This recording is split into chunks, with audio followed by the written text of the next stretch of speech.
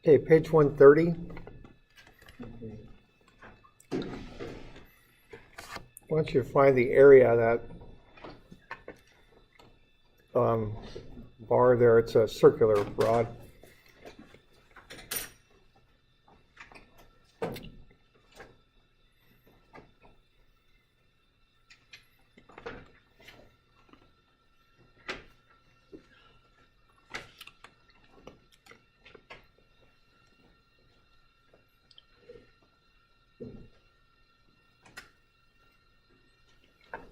When I do this, I just find the areas in meters, square meters.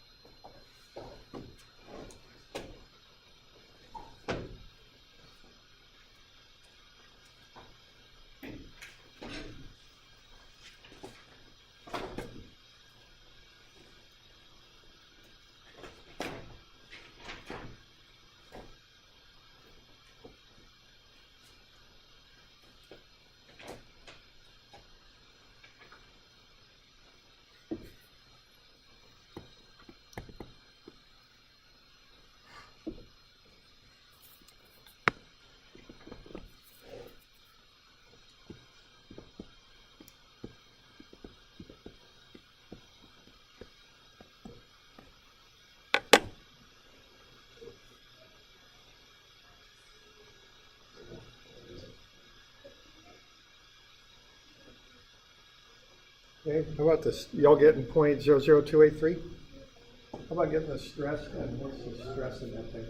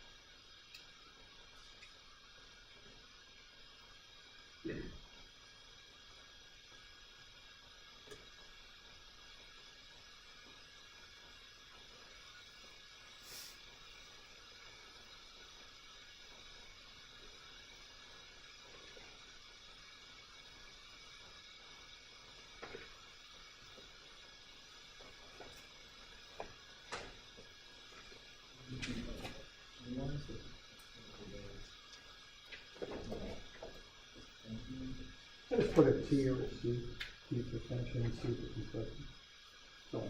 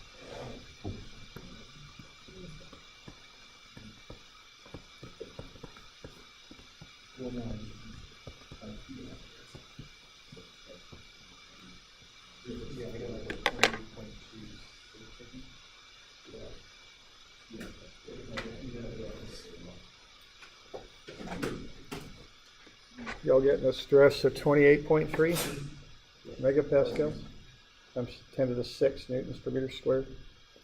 Okay. And then doing all right with that? 28.3 times 10 to the 6 newtons per meter squared, which is 28.3 megapascals. 28.6. 28.6? And then 10 to something megapascal. And I was like, wait, what? No. I was like, I'm way off. Oh, okay. Yeah. I think we're good. Okay. How about the strain then?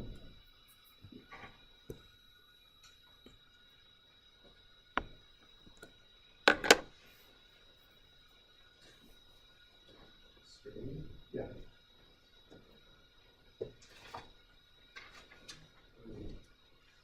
One thing about this class is, the stuff's all pretty straight up. I mean, stress is this force over area, strain and deformation, the length and all that, but you gotta keep it all straight. I mean, there's just a lot of it, There's just a lot of these different things we do, and we want to be sure that you're able to keep it all straight and all that.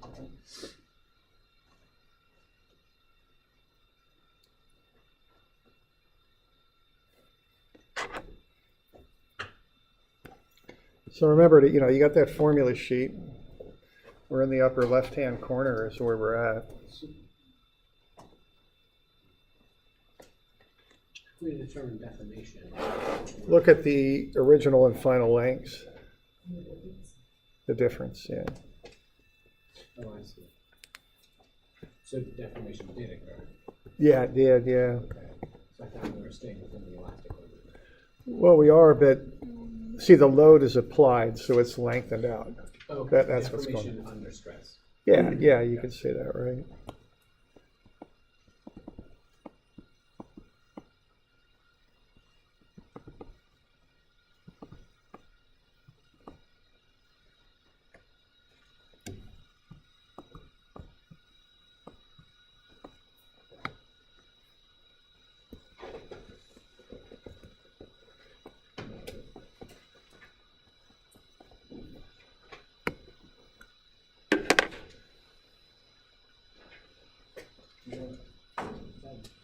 No, what's the second, the 1.203, the Greek symbol?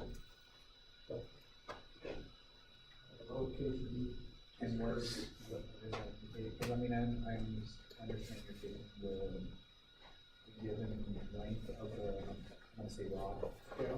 Or the Oh, yeah, what it lengthened to minus the original length. Oh, The difference. I didn't see the, I was about to ask you, where did you get the 1.2 from? But now I see it. Okay, so this is after it was stretched? Yeah, you apply that load, it's stretched out a little bit, Okay. Okay.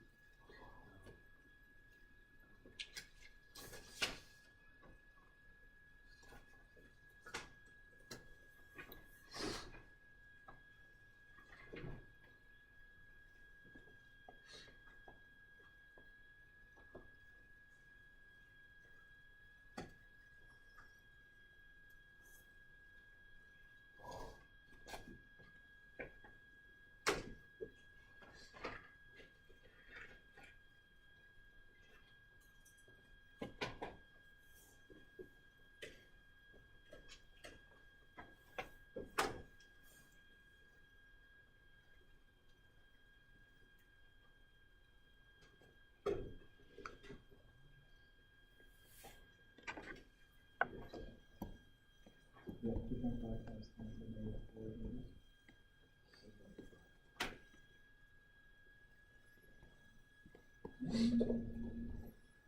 Oh, mine just gives me negative.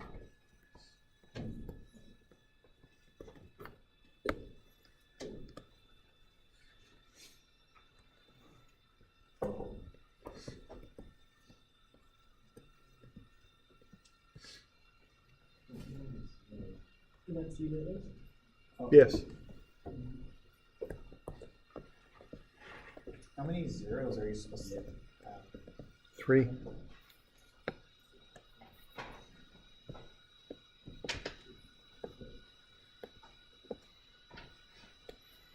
You have 4 zeros on the. Oh, do I? Whoops. Yeah, I screwed up, didn't I? Darn it. Having problems here. Yeah, I did have 3. I counted wrong at the beginning. The answer's right, but yeah, I got a bum number there. Thanks.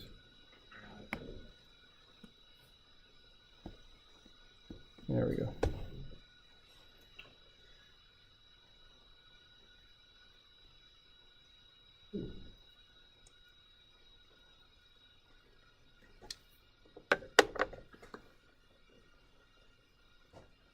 Doing okay? Shall we just take the delta, which is the final length minus the original length? And that's I had that wrong up there. It's 0.0003. It's 3 zeros. I had 4 up there, but it's 3. And you divide it by the original length. It's the convention. So you use the 1.2, not the 1.2003. The 1.2. And I got 0.00025.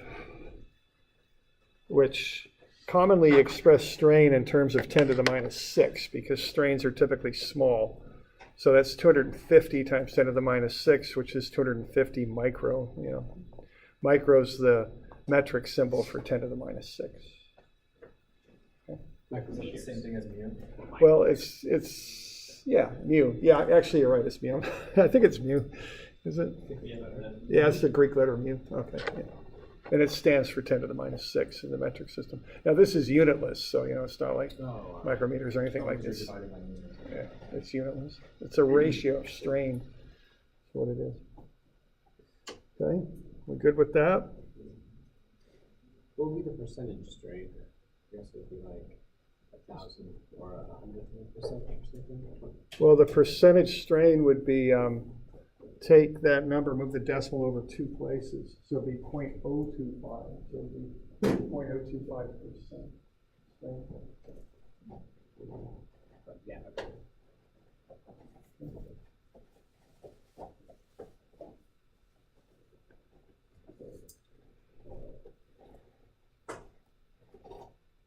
Okay.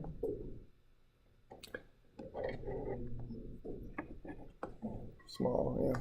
Yeah, these numbers are typically quite small for engineering materials, yeah. Okay, so basic definitions there, stress and strain. Lots of variables. We got sigma is the stress. It's P over A, the load over the area.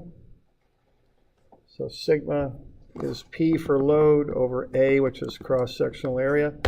And then we've got delta is the deformation. And then epsilon, which is the strain, is delta over L. Okay. Now, how about, so we okay with that? We got any questions on any of that stuff? Just, is that how you would handle a typical problem like this? Just sequentially, just like. Yeah. Yeah, I just walked through it like that. Yeah. Okay. Okay.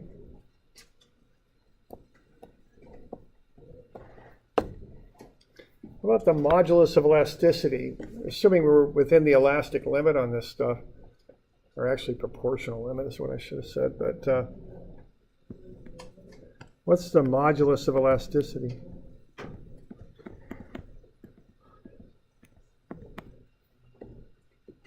Can we predict that? Yeah, because we've got the data here. E equals, What does E equal? well, it's number 3 there.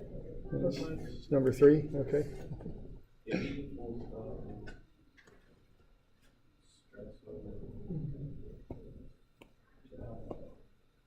Epsilon? Yeah, which is strain.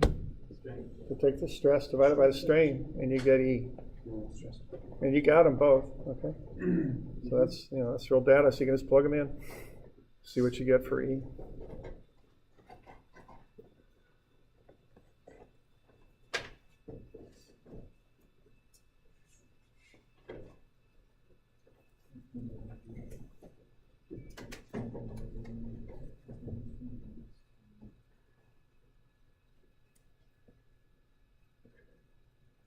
Yeah. What units do we want to put a top on the units?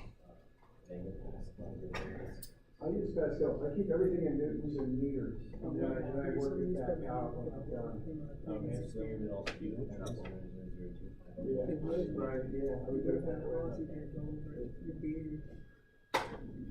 So you can remember kind of the different units, like WUs and centimeters. I can't keep it straight. So.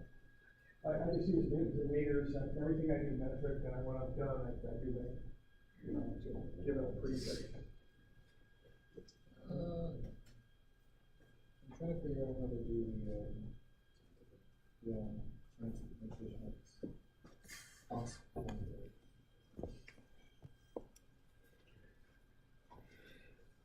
You know, the industry has been making money.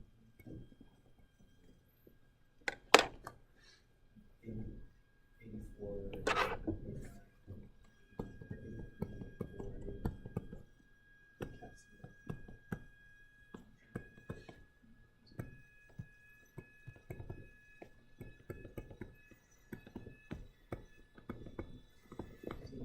My other one has a couple of lines.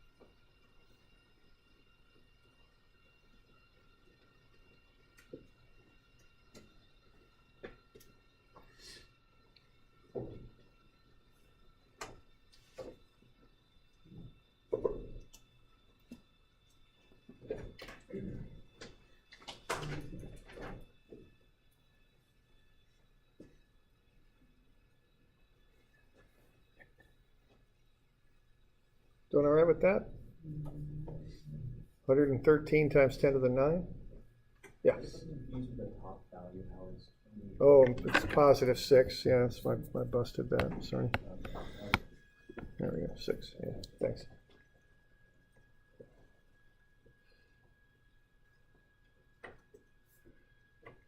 Okay.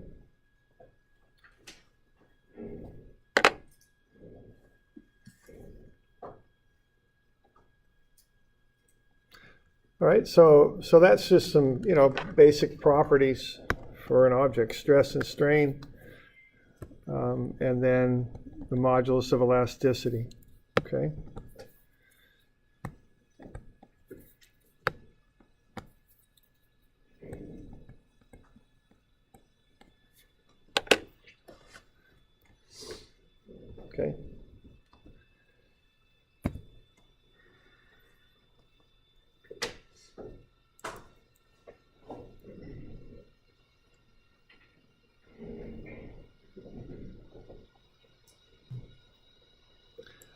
All right, so that's strain. It's delta over L. And this is on page 150.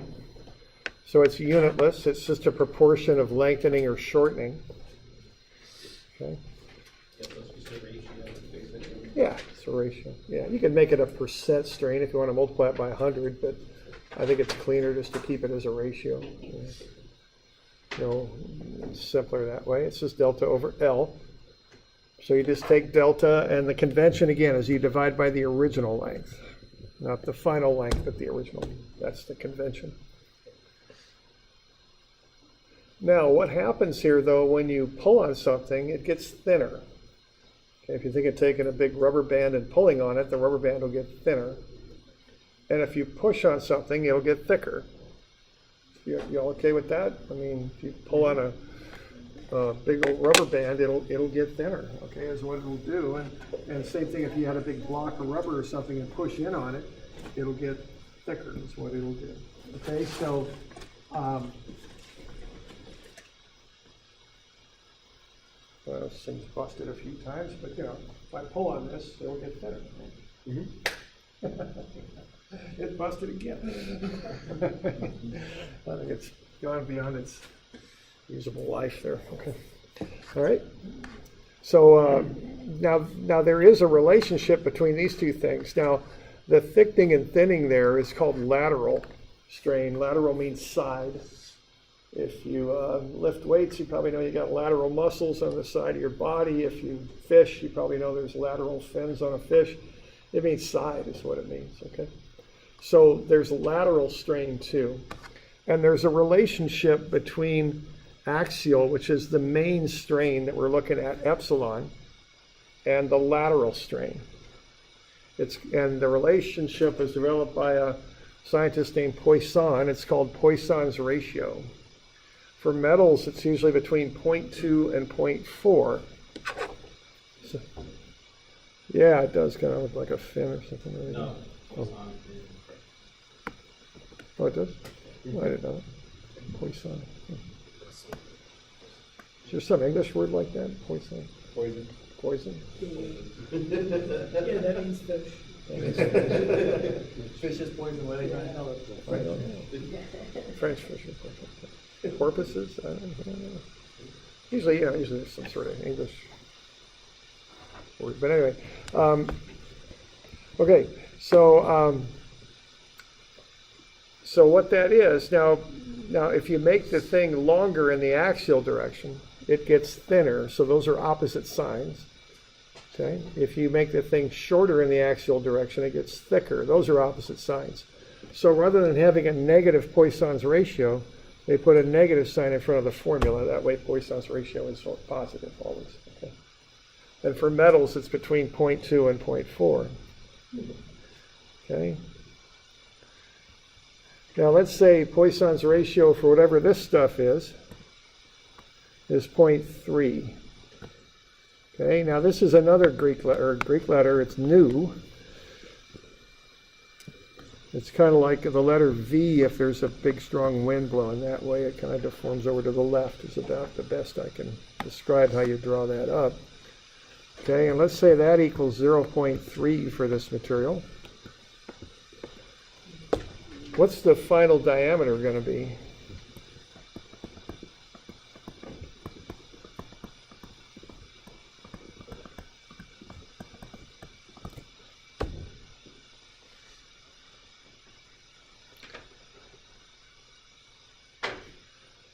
Okay.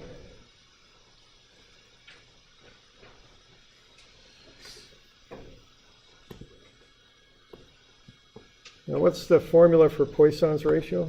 What do we got? Negative? Negative lateral strain over Yeah, right. So if we want to know the final diameter, which strain are we after?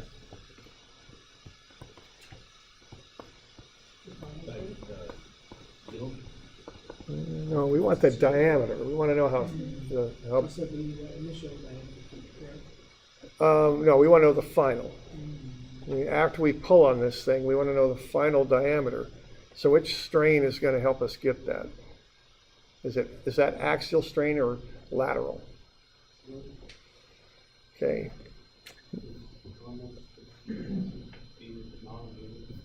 normal strain is axial. Normal strain is this little thing right there. How much extra lengthening you got? So if we want, We want, that's epsilon. What do we, we want lateral strain. yeah, Because that's axial, it's along the main axis, it's how much the bar stretches out. When it stretches out, it's going to get thinner, which means the diameter is going to change. So we want the lateral strain here, okay? Because it's stretching out, getting longer, that's the main strain, because we're pulling on it, it's getting longer. But if we want to know what the diameter is, we want the lateral strain. That's what's going to determine the lateral strain. Okay, and I'm about out of tubing here, but if I pull on this thing, I'm changing the diameter, right? Mm-hmm. That's on the side, okay? From this side, from considering how I'm pulling on it.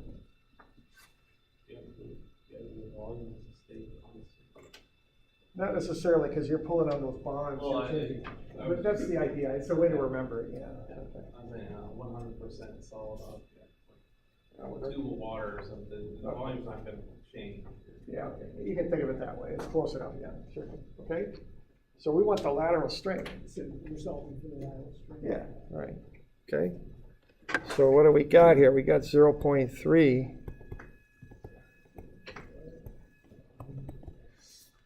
Was Poisson's given? Yes, it's a material property.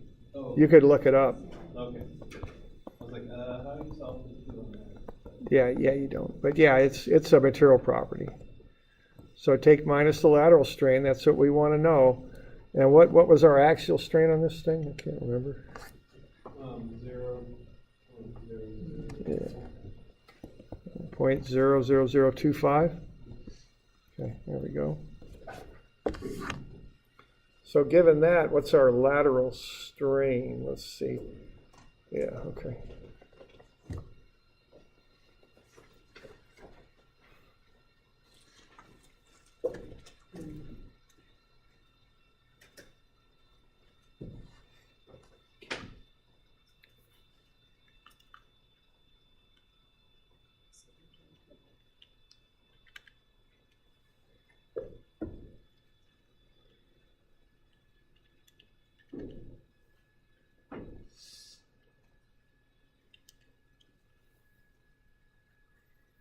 So what do we get out of this for the lateral strain?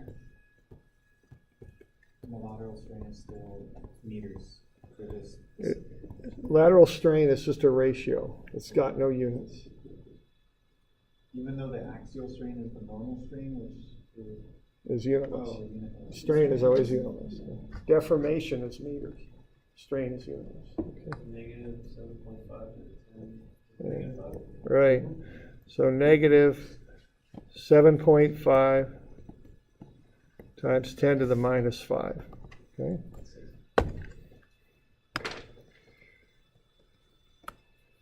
All right. So what does that do to our diameter? Original diameter is 6 centimeters. We'll assume that was exact. So what's our delta diameter? Change in diameter now.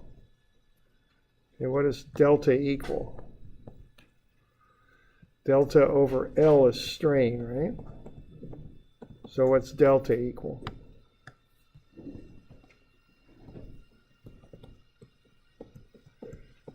Strain times length.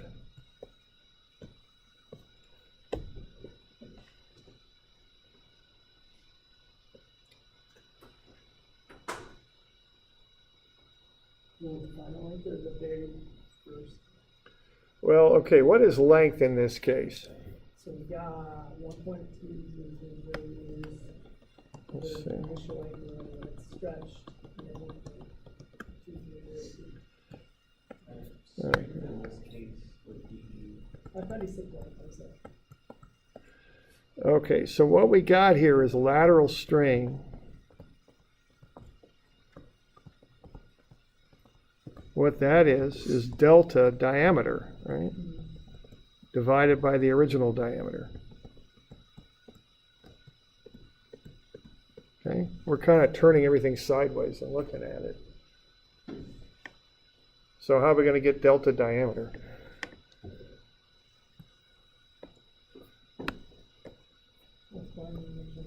Yeah, right. There we go. So we're going to take lateral strain times the original diameter. So that's negative because it's getting smaller. 7.5 times 10 to the minus 5. That's a unitless number. And I could just keep this in centimeters if I wanted to, because I'll get an answer out of centimeters. That's okay.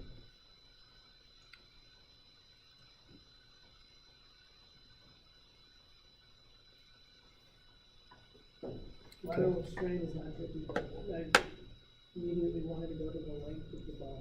Yeah, but we're changing Yeah, around. yeah. Okay. So we got that times 6.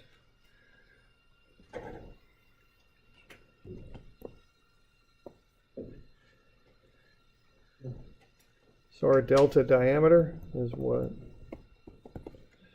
4.5 times 10 to the minus 4, and that is meters now, okay, or centimeters.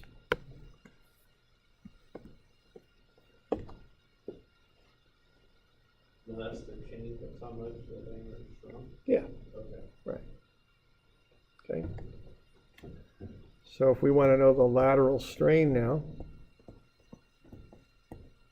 we're going to take that number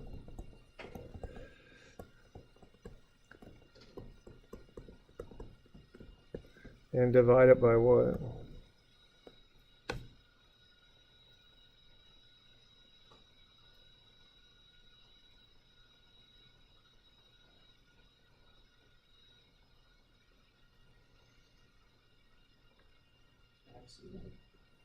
No, stay off of axial now. We're looking sideways this way. So that will give you the original value. Yeah, original diameter, okay.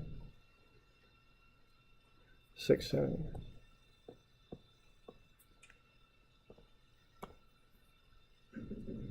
Whoops, hang on here, my bad. What am I doing? No, I'm screwing up. I'm going around in circles here. I'm sorry. We already got lateral strain. We're good. My bad. Okay. I'm sorry. I'm sorry. But we could. Well, yeah, but approach it from we're going in circles. We want to know, what do we want to know here? Final diameter. Okay, I'm sorry. I just screwed that up. There we go. My bad. I'm sorry.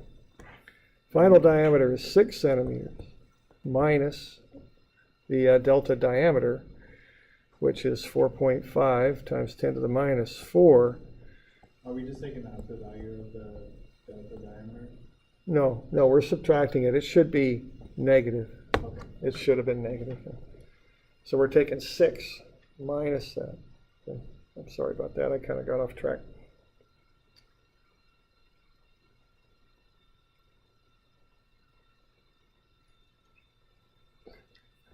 So what we get out of that is 5.99955 centimeters, okay? So that's a lot of work for not much of a change, but that's what it's going to be, okay? I'm sorry, I kind of went around in circles here. I'm sorry about that. Okay, so when we pull on that bar and make it longer, we're also going to make it a little bit thinner. Okay.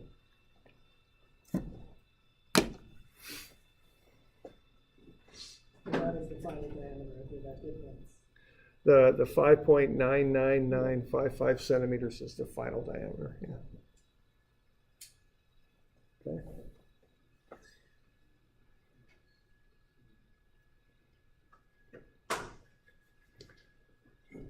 Yeah, question there. So we could, I guess, we were talking earlier about like the volume has to stay the same, but doesn't quite have to stay the Right. same. Yeah.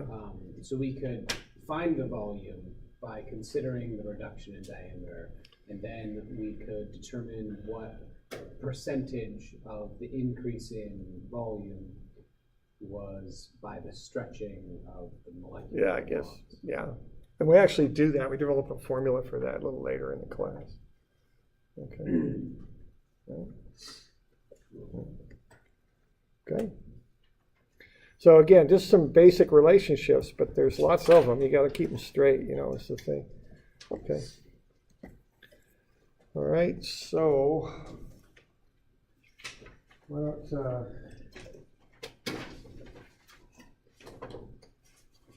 don't we get you a few of these? You're a couple, and I got a few. So the first thing I'd like you to do would be, I think it's,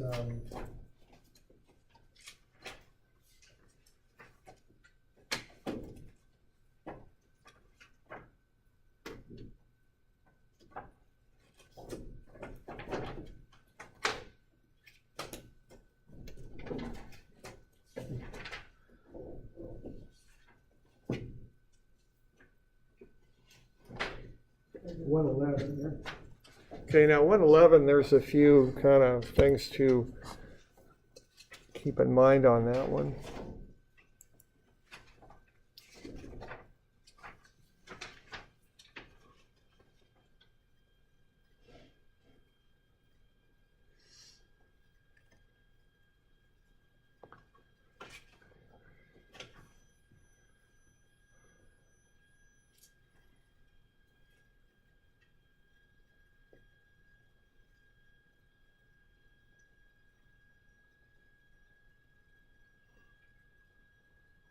Here we go. All right, so on 111, what I'd like you to do would be to use a spreadsheet or MATLAB or Scilab. Okay, now what I give you there on page 2 there is I give you load and deformation. Be sure to convert those into stress and strain. Okay, then make a graph.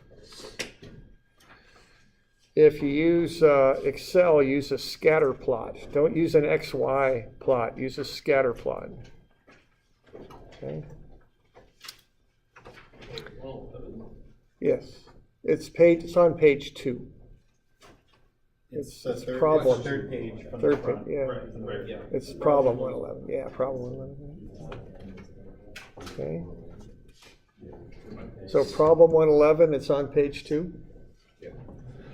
Is that due Wednesday?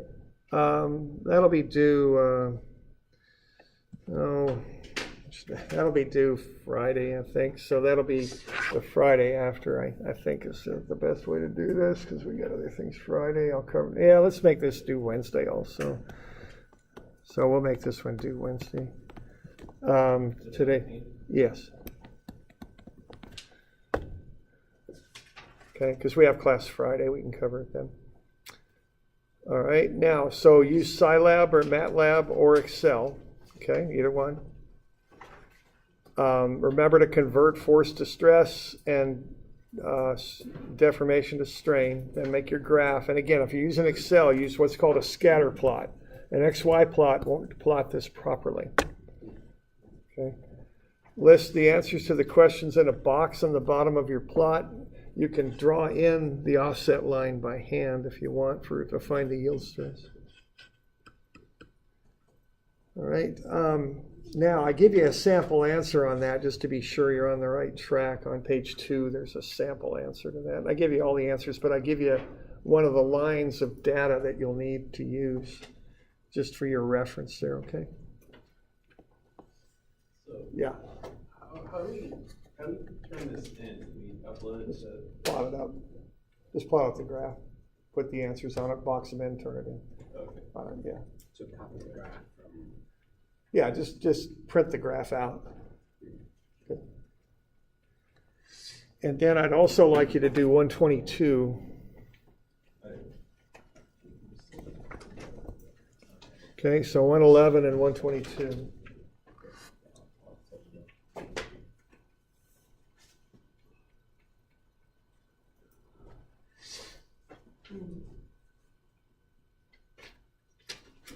Okay.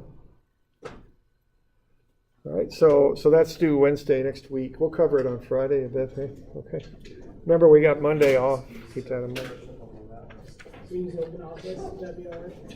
Yeah, just some sort of graph, you know. Yeah. 122. Okay. So it's 102, 103, 111, and 122. Okay.